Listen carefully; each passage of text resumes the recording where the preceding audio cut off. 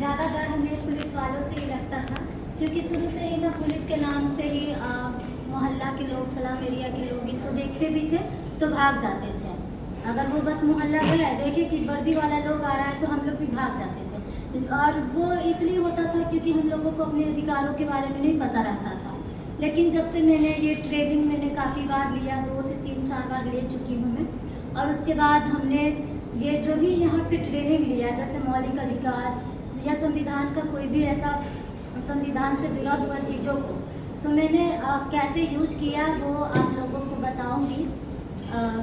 नालंदा ज़िले में एक घटना हुई थी जहाँ एक युवक को जान से मारकर फेंक दिया गया था, और पुलिस जो है उसे यूजी केस, एक्सीडेंटल केस बता रहा था कि भाई उसकी एक्सीडेंट से मौत हुई है। तब मुझे जैसे ही ये खबर पता लगा, मैंने वहाँ अकेले मैं वहाँ गई। फिर वहाँ जाने के बाद मैं उनका एफआईआर तक भी नहीं लिया गया था। फिर वहाँ मैं गई और एफआईआर जब करने गई तब मुझे पता चला कि इनका एक्सीडेंटल बताया जा रहा है, जो कि उनकी जिस तरह से मृतक शरीर था उस जगह पे काफ़ी ज़्यादा चोटों की निशान थी। तो उनका एफआईआर करने में भी, करवाने में भी बहुत समस्या आई। जब मैं वहाँ थाना गई तो वहाँ के लोग मुझे बोले कि तुम हो कौन, तुम हो कौन, 2-3 बार बोला।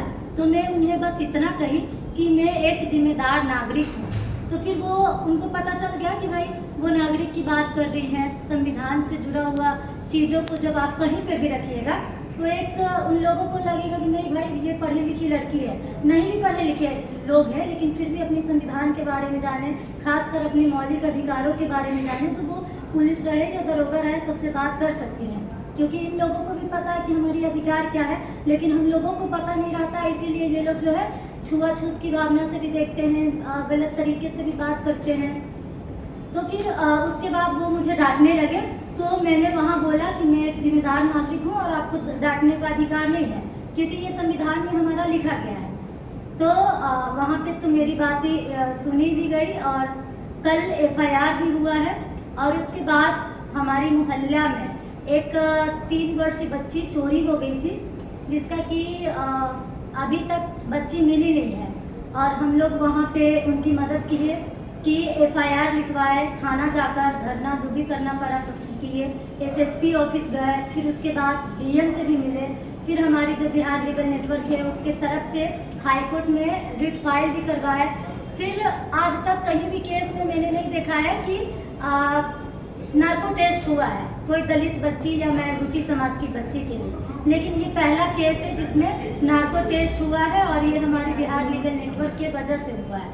तो ये हमारी चीज़ें हैं कि हम लोगों की बातों को अगर कहीं नहीं सुना जाता है तो हम लोग उनके लिए भी आवाज़ उठा सकते हैं। जैसे कि अगर हम थाना जा रहे हैं और थाना में हमारी एफआईआर नहीं लिया जा रहा है, तो इसके लिए भी अगर हम SC/ST हैं तो हम लोग सेक्शन 4 के तहत कोर्ट से केस कर सकते हैं।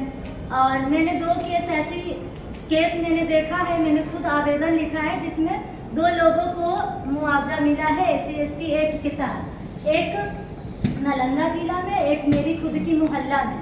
और वो आवेदन हम ही लिखे हैं और मुझे सिखाया गया है, बिहार लीगल नेटवर्क की जो ट्रेनिंग होती है उसमें मुझे सिखाया गया है कि कैसे आवेदन लिखना है। Thank you.